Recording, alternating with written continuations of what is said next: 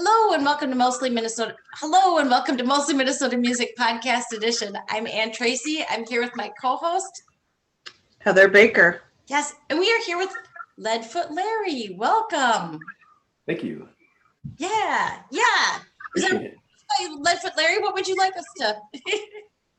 It doesn't really matter. I'm not ashamed of my real name. It's Lorenzo Micheludi. When I decided to go out and play country music, I realized that doesn't scream country and Americana.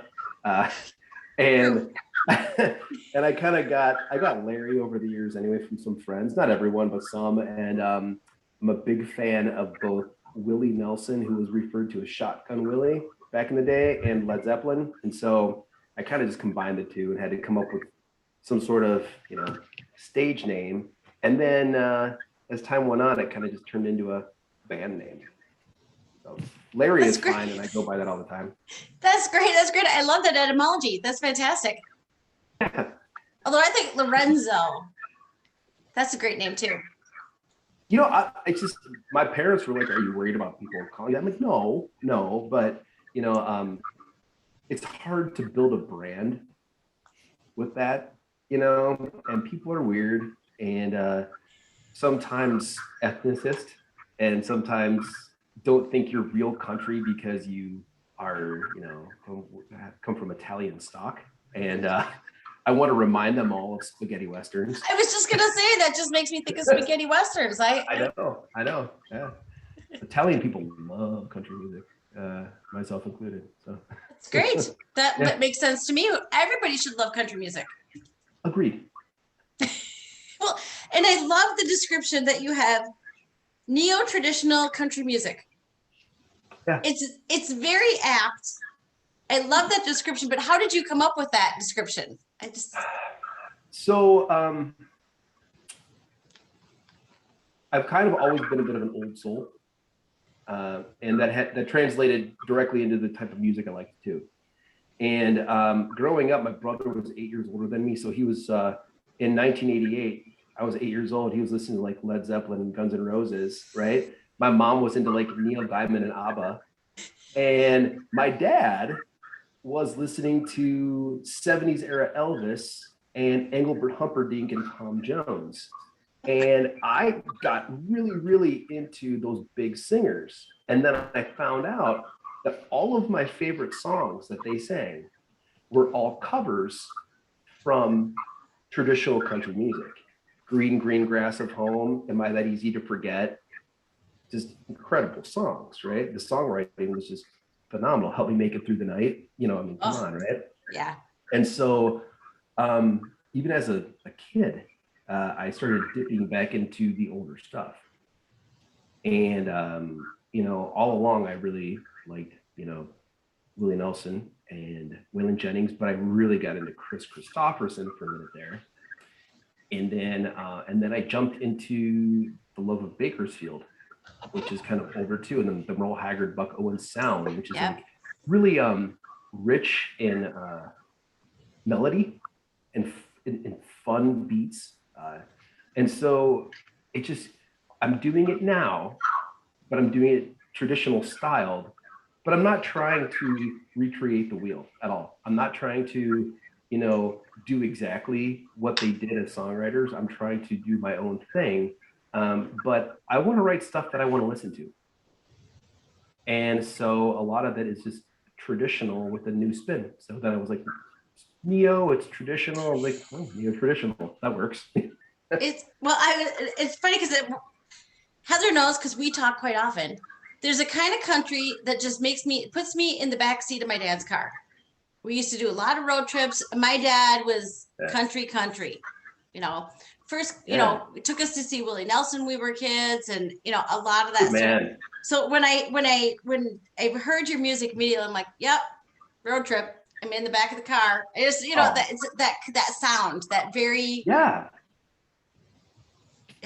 I want people to enjoy it. I want it to be fun. We play a lot of shows, and when people aren't dancing, it bums me out. I want to play fun, festive stuff. And when I was trying to figure out like a full band to put behind me, a friend of mine who had been in a band with me previously, I never knew he could also play accordion. And it took somebody else that I knew to tell me, hey, Paul, and I call him Paco, plays accordion. I'm like, what? This, like, you don't meet people who can play accordion. He's kind of like one of those like genius musicians who, I hate him because you can give him any instrument and he picks it up and makes sound, and it's amazing, and he's really good at it. And accordion is like the most festive sounding instrument ever, maybe.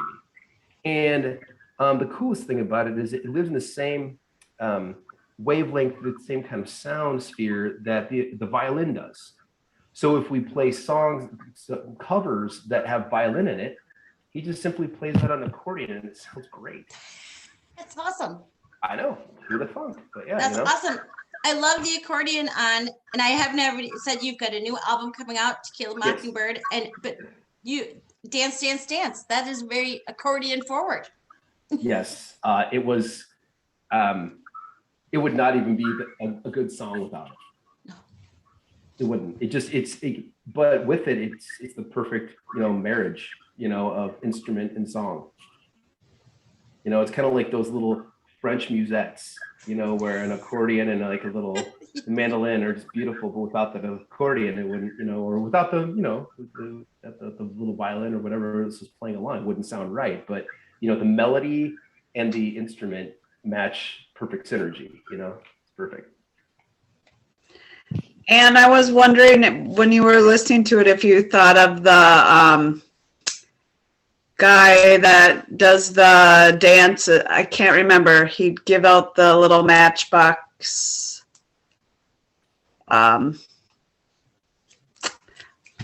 They paired with Dolly Parton, the dancing. Shoot, I wish I could remember. Well, I mean, so there is. You might. There are a couple bands that I've listened to quite a bit since I was in my early teens, and they have been the Texas Tornadoes, which feature Flaco Jimenez, who's considered the greatest accordion player ever, and the Mavericks, who they started kind of off with a Bakersfield sound, but then ended up having Cuban elements as well as like the accordion and stuff. And both those bands. So if Flaco was maybe a part of that, I don't know. Yeah. You're thinking of Heather of a local group. Or it's the guy that hosts all the dancing or something, like The Last Dance or something. They do in Minneapolis. They do dance lessons, and and they do an amazing job. Country dance lessons. I will never remember. It's so Tight Night or Backroad Kickers. No, I want to say it's like Last Dance, Last Chance, something. It's so cool to see everybody. But when I was listening to your album, I got like a vision of the Eagles Club and everybody, dressed up and getting their dance on all together. Well, what's funny was that we did play at the Eagles Club at a dance lesson thing once. Seriously? Yeah. Okay. With a dance team called Hold Your Lady Tight Night. That is it. That's it. Yay!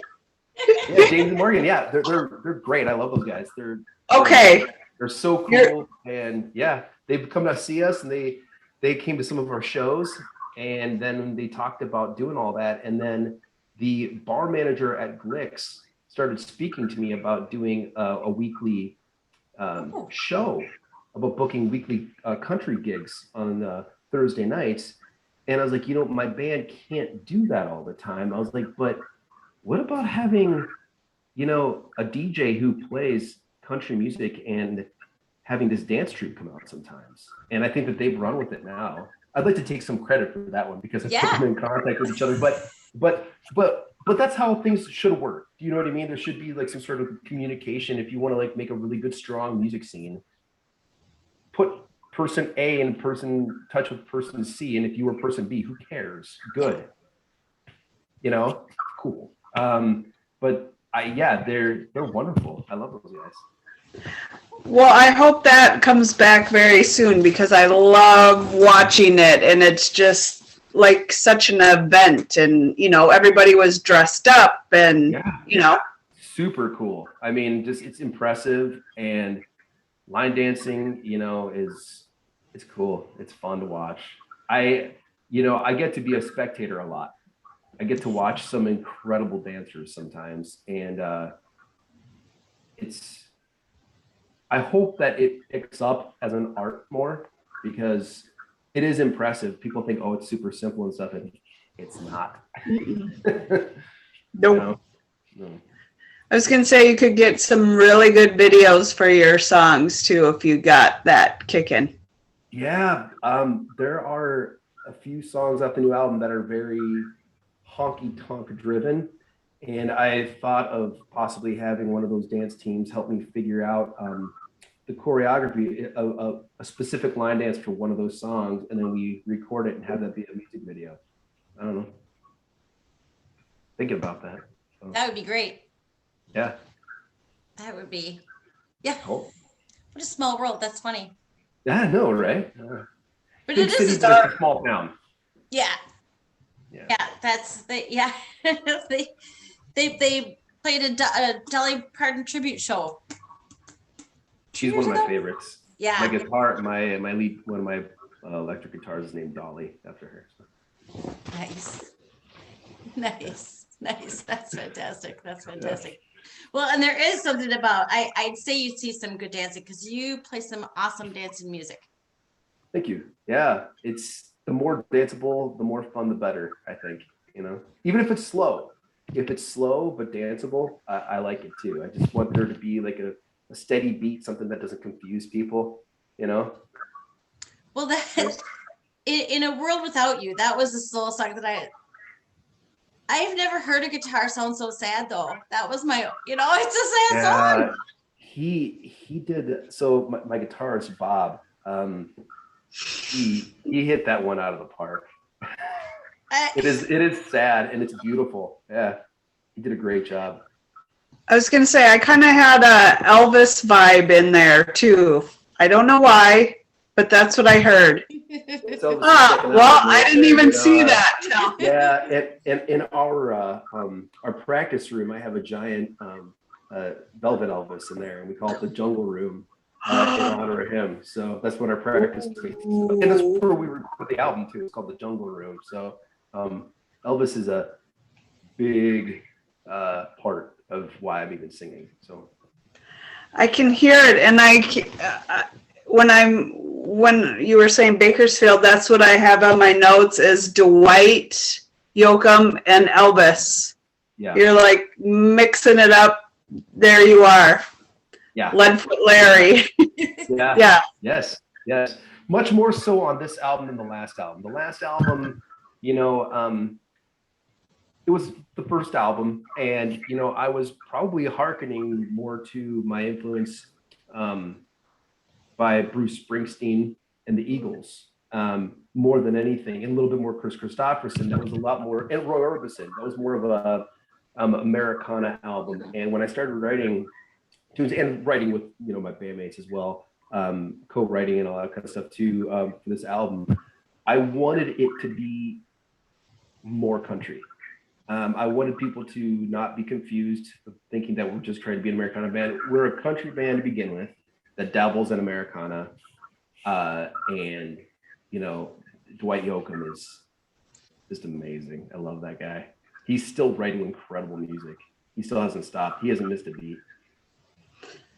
I just saw him play, must have been 2 years, because last year it erased off the planet, apparently, at Hinterland or whatever in Iowa.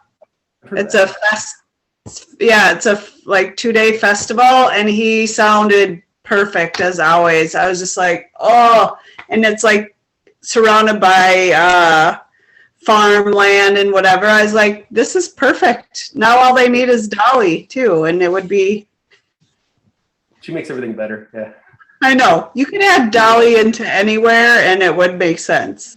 She has the greatest perspective, and on everything. So, yes, I agree. Yeah. Yeah. That must have been cool though. It was really cool, but yeah, he is like, you don't know that he's been singing forever because his voice still sounds perfect. He just keeps getting better, and his songwriting is just, yeah. I mean, there's a lot of people who've run out of stuff, and he hasn't. He's still great. I hate him. It's hard to stay like that. It's hard to keep, being creative and topping yourself and doing all that, and he just keeps doing it. What the heck?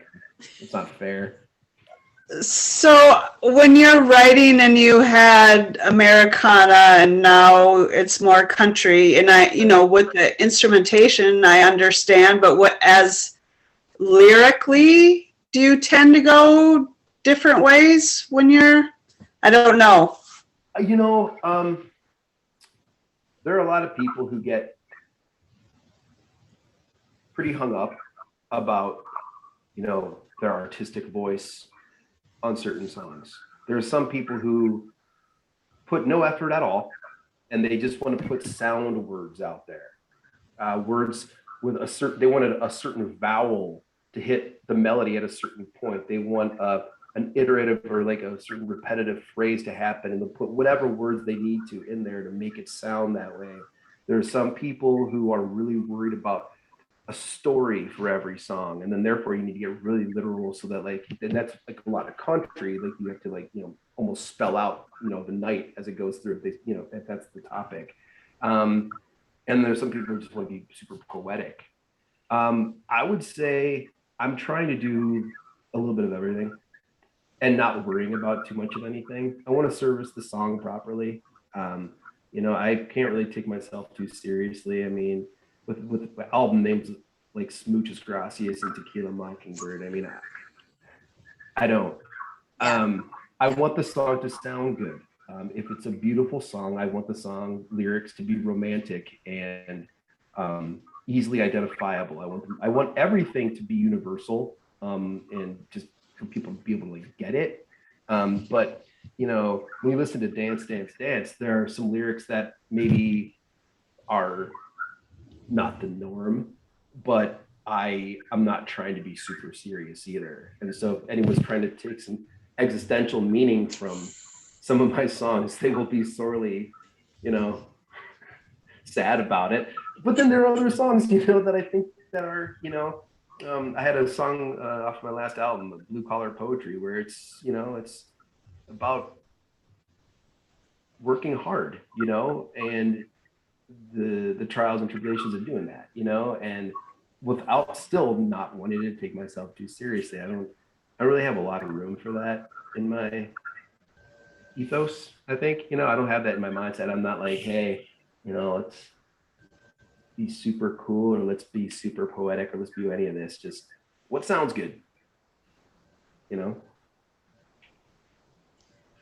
Well, I was going to say, I have to ask about the red, white, and blue, because when I was listening to it, and then it's the dress that's 2 sizes too small, I'm like, I've seen that plenty of times. Yes. It's like, was he playing at the same fair that I went to, that you're seeing this woman walk around? Like, oh yeah. Yep. We've seen that person. What's funny is that lyric specifically came from a movie a long time ago called Entrapment with Sean Connery and Catherine Zeta-Jones and Ving Rhames. And Ving Rhames was trying to buy a dress for her. He was saying she probably wears a size 8, but she'd probably look really good in a size 6. Just to objectify women a little bit more than they already have been, right? Of course. I mean, he wasn't going to do that, right? And I was just thinking of, some rowdy good old boys at the bar, and just being like, silly. It's silly. I was just being goofy. It was the last song on the album, and I was trying to just picture, tell a story in that situation and say, here's the scene and here's what it looks like. And that's what came out of it. I think I wrote the song in 15 minutes, and then my guitarist was he put together the main theme of it. on the spot, like at a practice. I think that I brought it to a practice. We played through it like about 4 or 5 times. He came up with that riff, and we had a song by the end of it. You know, we played to the demo for the album. Wow. It's kind of nuts, you know? It I was makes me gonna wonder say, how, oh, go ahead, it Ann. makes me wonder how you normally do so. I mean, that's amazing. Is that how it always works for you? I wish. I know, that's what I'm thinking. Yeah. No, there are some songs that, you know, that I had ideas for, and like a first verse for that I wrote 20 years ago. And there are songs that happens on every album, actually. I have a few songs that I started working on when I was probably 20, and I have songs that I wrote 5 weeks ago, you know, and I just want the whole album itself to like work together. You know, if the song sounds out of place, I'm not just going to shoehorn it in there. I want it to sound cool. I want it to flow. I don't like long albums. I find them to be boring. I'm trying to keep all the songs to be about 10 songs per album. All the albums to be 10 songs per album, and not long-winded. You know, I want the songs to be good to the point. Probably one of the very few country songwriters that kind of want to keep it, you know, a la the Beatles. You know, all killer, no filler, short to the point. It doesn't need to be, you know, some 5 or 6 minute long opus to get the job done, you know, and make it light. So you're rivaling the punk songs then, the 2-minute. Oh yeah. So I heard a story a long time ago that Hank Williams, the reason why all of his songs were under the 3-minute mark was because that's all the jukeboxes would play for 3 minutes long. So he made sure to have his songs from start to finish stop before the next song went on. He didn't want one of his songs to be trampled over by somebody else's tune. And I love that. Yeah. It's funny because you think of how that does affect how we do things to technology in ways we no longer even understand, you know. Oh, yeah. If you're on Instagram, totally. You want it to be less than a minute. I mean, we all kind of know those things, but that's amazing. Well, like even like the axle of a car. The reason why tires are the distance that they are apart is because horses, that's the distance that horses were in carriages when they walked alongside each other. And then that became a standard. I mean, how weird is that, right? But that's real. And we still have it now in 2021. People don't use horses and carriages that often. You know what I mean? So it might be going back that way. I don't know. Times are weird. You know, really weird. Vinyl's got a resurgence right now. Who knows? That's exactly right. Absolutely. The other song that I like is Fireflies, which is also, I feel like, more melancholy. Yeah. So it's more of it's a love letter to my son. Oh. And just wanting him to take whatever life is throwing at him or does throw at him and figure out a way to make the best of it, and to let him know that I'll be right there with him while he does it. If he needs my help, kind of thing, you know? So it's my kid. That's awesome. How old is the kid? 7. Okay.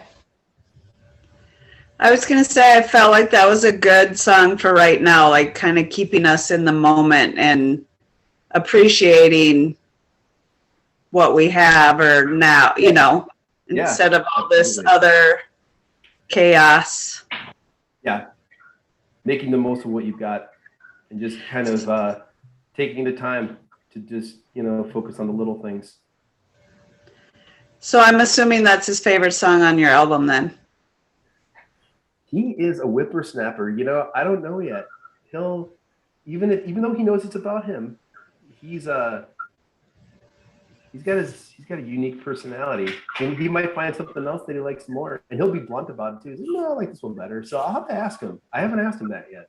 You know, I don't necessarily need him to love it the most. I just kind of needed to say it, if that makes any sense. Mm-hmm. You know, I hope he likes it. Heart of hearts, you know what I mean? Or yeah, maybe he'll like it more as he gets older too. Who knows? Yeah, maybe.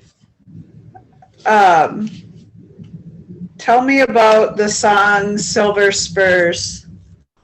What can you? No, go ahead. What were you saying? No, I was just gonna say, give me the deets. What can you spill here? So, I was watching Urban Cowboy about a year and a half ago. I love that movie, and it was filmed in Billy Bob's in Texas, which is the world's largest honky tonk, and it is cool. And I would love to play there. And you know, Minnesota in a lot of ways is a country state. You know, people, you know, this is the Midwest, but the Midwest is what the Wild West was. You know, the Wild West wasn't California. You know what I mean? Like Texas is Midwest, and people forget that, you know, and all the big, you know, Wild West stuff happened like in Minnesota and the Dakotas and, you know, all that kind of stuff. So it's a big country state, and every now and then you come across like some really cool honky tonks. And it was me just being like coming up with a fictional place that I've played at 100 times though. Do you know what I mean? Like I described a lot of the places that we play at, you know, kind of in a tribute to them. You know, they're awesome, and they don't care, nor do they worry about, you know, updating the look or doing anything different. They are who they are, unapologetically, and it's cool. You can go look at the jukebox, and you find like old Johnny Cash records on there, and you know, all that kind of stuff, and you're like, yeah, I like this pace. This is cool, you know. Tell me one of the most memorable aesthetic or whatever places that you've played at that just gives you that vibe. Yeah. Yeah. It was a conglomerate of a few different places. We played at this place called Willow River out in Wisconsin pretty often. We played at, you know, Raleigh's and Rednecks is out in, you know, Sauk Rapids. They have that vibe there too. But, you know, there's a ton of like little smaller places that, you know, are almost nameless to me right now because we've played so many at this point that they all kind of had their own little piece in creating that vibe. You know what I mean?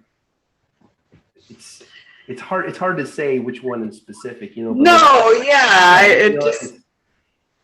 I like that. When you were speaking of Raleigh's, yeah. I went there like 7 years ago, or maybe not even that long ago, and saw Shooter Jennings play.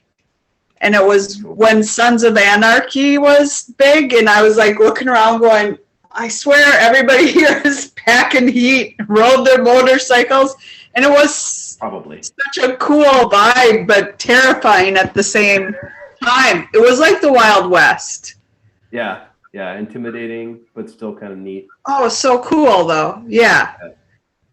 I forgot about it till you said that, because I think that was, I don't go there very often, but that is that is kind of a honky-tonk place too, or at least what I remember. Yeah. It is. I mean, I think that, you know, like all the bars we play at though, I mean, they all have, you know, even if they focus on country or even if they focus on hard rock, or they all have variety bands that go and play there. They all have different kind of stuff. Because I mean, you know, at the end of the day, we go play a lot of 4-hour long gigs, but nobody wants to watch a band for 4 hours. You know what I mean? And so, you know, that band playing for 4 hours is for the people who come and go throughout the night, you know? And then they also got to mix it up too, you know? So even if it does look like a honky tonk, it's probably only got like 50% country bands ever. You know what I mean? Because you got to keep people interested, you know? So yeah. It's hard to. Very hard. Yeah. Yeah. How are you gonna up your game now that you guys probably haven't been playing for the last year? Do you have, with your excitement and whatever, how are you gonna bring it to your show, or what is it gonna What's it look like right? from you? Yeah. Yeah. So we were lucky enough that over the past couple of years, we've got good relationships with bars that had higher level stages and that were bigger, that were able to accommodate more spacing. So, you know, we've been really lucky that we've been able to play a lot more shows than other people have been. If you look back at our calendar, I mean, when they were saying no bands at all, we were playing. We weren't going to be like that. And there were some bands that I knew that were going to Wisconsin or Iowa to play. We weren't going to do that. We weren't going to play at that game. We took the pandemic seriously. We weren't going to mess around with anything at all. You know, I mean, but when they did start saying, hey, but we are willing to have and allowing to have, you know, groups up to this amount or whatever, we did make sure that we reach out to those bars that were like saying, hey, we'll have bands back, you know, if you can play from this time to this time and we only have this amount of people, we can't pay you as much because, you know, we can't afford it. Well, hey, you know what I mean? Like, I get it, you know? And so we played our part and we went and played all those places that we could, which I feel we did responsibly and as best as we could, you know. I mean, they didn't know much then, they still don't know enough now. So yeah. A lot of it's been a lot of guesswork, you know? And so we're just learned early on to not point fingers at anybody, you know? And so we're very lucky to say that probably between now and the end of the year, we have 40 plus shows and more booked through the end of December. A lot of bands can't say that. So we've been really lucky. And we're just gonna pick out, you know, a couple of shows at the end of July to release the album at, and just kind of filter in some new originals as we go. We also need to be mindful of our covers repertoire because that's been our bread and butter in a lot of ways. And playing good, fun, danceable covers after an original is super helpful. You know, keeps the people going, keeps the people dancing. A lot of people tend to take, you know, when a band plays an original song, they tend to take that as time to go to the bathroom or to go get their drink. And for original bands, that is literally the opposite of what we want you to do.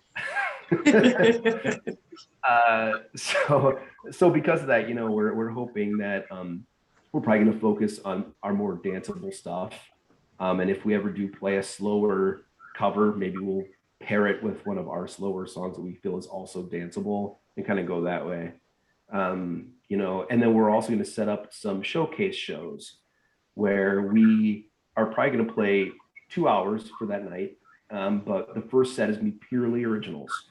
And that's just going to be what we offer for that first set. And the second set is probably going to be our best of the best covers that we play and go that way. Cause we're living that dual life. We play 4 hours worth of covers, but we also have now 2 albums to support, which is exciting and it's fun. Could you do on your website a whole theory on the 90-minute set versus the 60-minute sets? Yeah.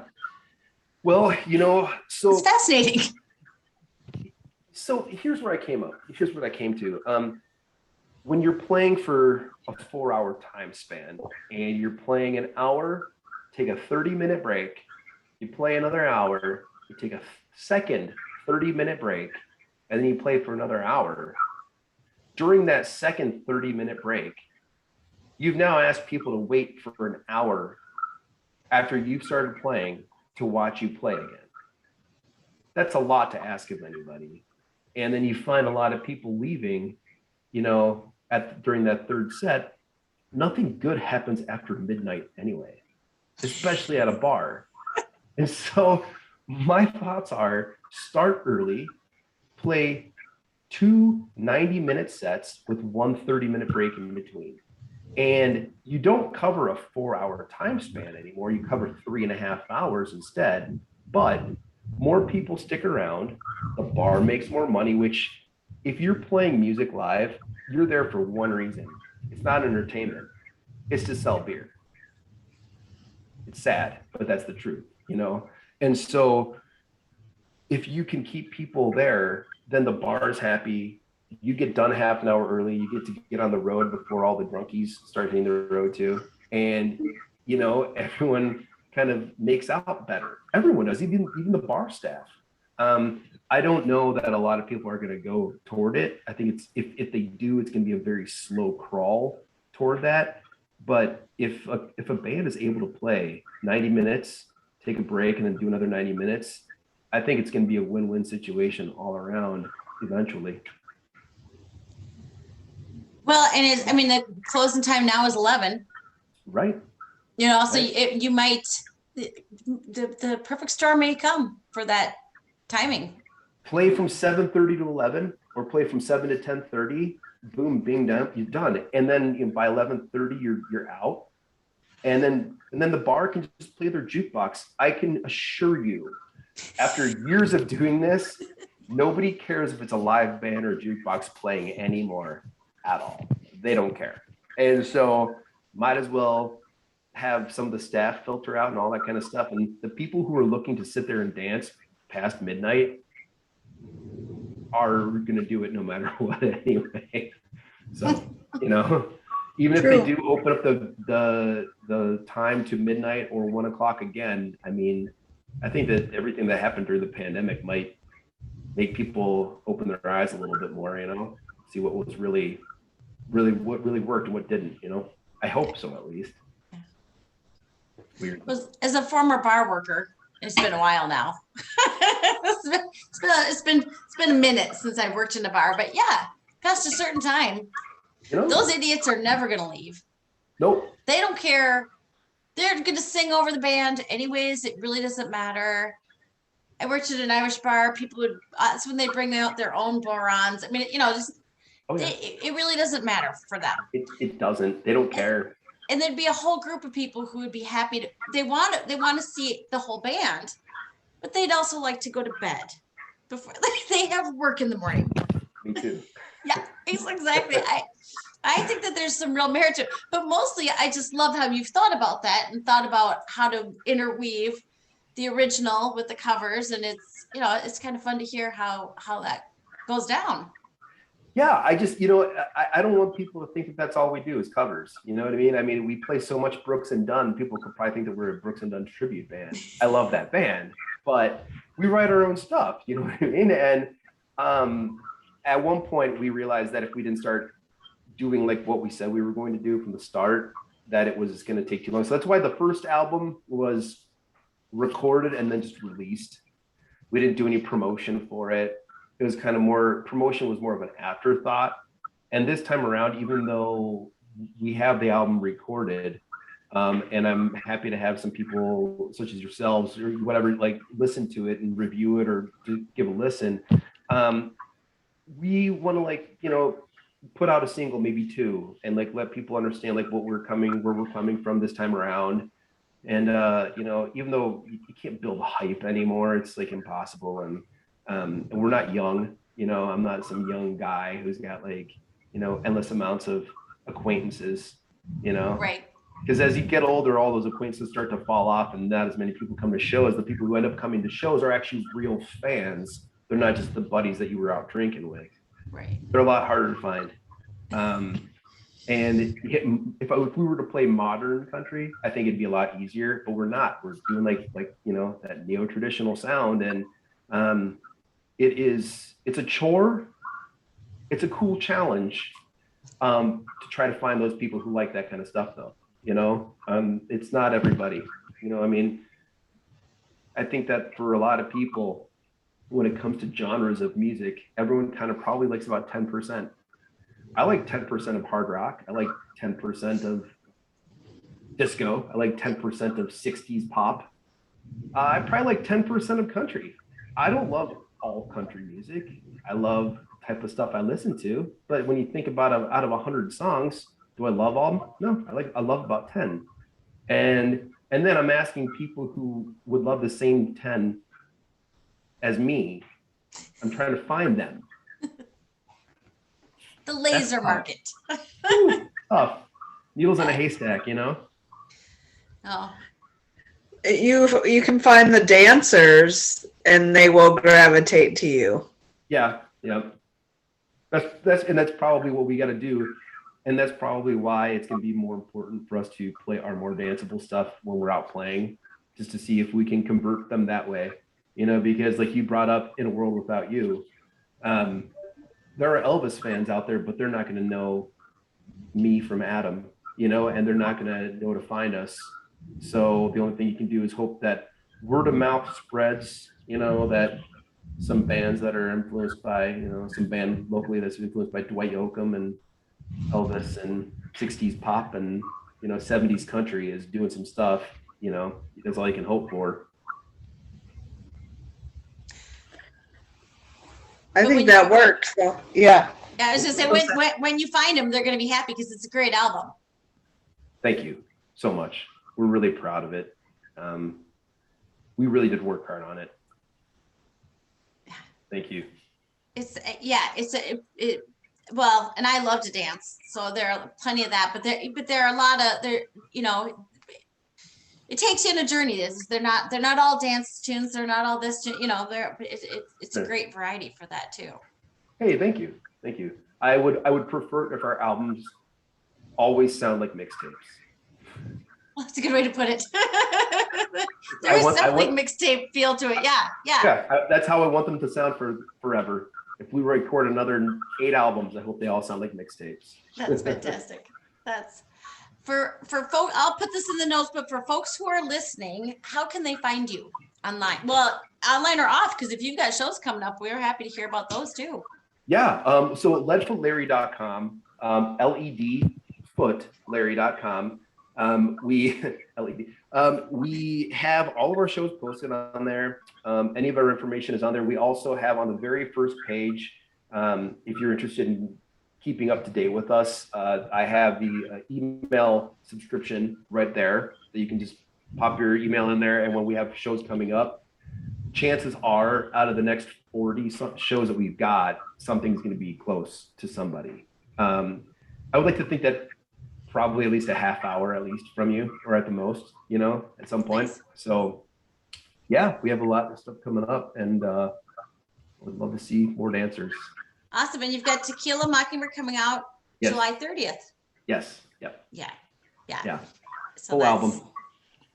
I can't wait till everybody can hear it. Thank you. Thank you. Yeah. Really appreciate it. And thank you so much for having me. Yeah, it's just Larry, thank you for joining us. This is great. As I said, the music just brings me right back to the back seat of the road trip, which is always a happy place. So it's biggest compliment you could have given. Thank you. Awesome. All right. Thank you so much. My pleasure. Have a great night, guys. Thank you. You too.